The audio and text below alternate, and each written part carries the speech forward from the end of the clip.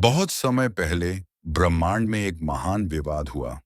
सृष्टि के रचयिता भगवान ब्रह्मा और पालनकर्ता भगवान विष्णु के बीच। ब्रह्मा, मैं सबसे महान हूं। मैंने ही इस सृष्टि को रचा है। मेरे बिना यह ब्रह्मांड अस्तित्व में ही नहीं होता। विष्णु, लेकिन मैं ही इसे संरक्षित और पोषित करता हूं। यदि मैं न होऊं तो तुम्हारी सृष्टि का कोई अर्थ ही नहीं रहेगा। बहस तेज होती जाती है, स्वर्ग कांप उठता है और आकाश अंधकारमय हो जाता है। अचानक उनके बीच एक असीम स्वर्णिम प्रकाश का खंभा प्रकट होता है, जो अनंत दिशाओं में फैला है। प्रकाश के भीतर से एक गहरी गूंजती हुई आवाज आती है। भगवान शिव, यदि तुम अपनी महानता सिद्ध करना चाहते हो तो इस प्रकाश का आदि और अंत खोज कर दिखाओ। जो इसमें सफल होगा वही सर्वश्रेष्ठ कहलाएगा। विष्णु और ब्रह्मा एक दूसरे को दृढ़ नजरों से देखते हैं और अपनी खोज पर निकल पड़ते हैं। भगवान विष्णु विशाल वराह का रूप धारण करते हैं और धरती की गहराइयों में प्रवेश करते हैं, चट्टानों, अग्नि और महासागरों को पार करते हुए। भगवान विष्णु ने वराह का रूप धारण किया और इस दिव्य स्तंभ का आधार खोजने के लिए पृथ्वी के गर्भ में उतर गए। हजारों वर्षों तक खोजने के बाद विष्णु रुकते हैं और चारों ओर देखते हैं। कोई अंत नहीं दिखता। विष्णु, शिव का प्रकाश अनंत है। मुझे अपनी हार स्वीकार करनी होगी। वे विनम्रता से वापस लौट आते हैं। इस बीच ब्रह्मा हंस का रूप धारण कर ऊंचे आकाश में उड़ते हैं। स्वर्णिम बादलों को पार करते हुए स्तंभ के शिखर की खोज कर रहे हैं।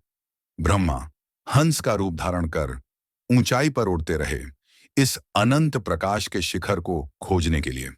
हजारों वर्षों तक उड़ने के बाद ब्रह्मा थक कर रुक जाते हैं। ब्रह्मा, इस स्तंभ का कोई अंत नहीं, लेकिन मैं विष्णु से हार नहीं सकता। तभी वे एक केतकी पुष्प को ऊपर से गिरते हुए देखते हैं। ब्रह्मा, केतकी, तुम कहां से आई हो? केतकी पुष्प मुझे इस प्रकाश के शीर्ष पर अर्पित किया गया था और तब से मैं गिर रही हूँ। ब्रह्मा मुस्कुराते हैं और एक योजना बनाते हैं। ब्रह्मा, केतकी, यदि तुम झूठ बोलकर कहो कि मैंने इस स्तंभ का अंत देख लिया है, तो मैं तुम्हें सबसे पवित्र पुष्प होने का वरदान दूंगा। केतकी थोड़ा हिचकिचाती है, लेकिन फिर सहमत हो जाती है। दोनों साथ लौटते हैं, विष्णु और शिव को छलने के लिए। प्रकाश स्तंभ के आधार पर विष्णु विनम्रता से खड़े हैं, जबकि ब्रह्मा गर्व से केतकी पुष्प के साथ लौटते हैं। ब्रह्मा, मैंने शिखर को खोज लिया। केतकी इसका प्रमाण है। तभी प्रकाश स्तंभ तेजी से कांपता है और भगवान शिव प्रकट होते हैं। उनकी तीसरी आंख दिव्य ऊर्जा से दहक रही है। भगवान शिव, जो अहंकार और झूठ के नाशक हैं, अपनी दिव्य शक्ति के साथ प्रकट हुए। भगवान शिव, ब्रह्मा, तुमने झूठ बोला है। मेरे अनंत स्वरूप का कोई अंत नहीं। ब्रह्मा का चेहरा फीका पड़ जाता है। केतकी पुष्प डर से कांपने लगता है। भगवान शिव, इस झूठ के दंड स्वरूप ब्रह्मा, अब से तुम्हारी पूजा पृथ्वी पर नहीं होगी और केतकी, झूठ का साथ देने के कारण तुम्हें मेरे पूजन में अर्पित नहीं किया जाएगा। ब्रह्मा शर्म से सिर झुका लेते हैं।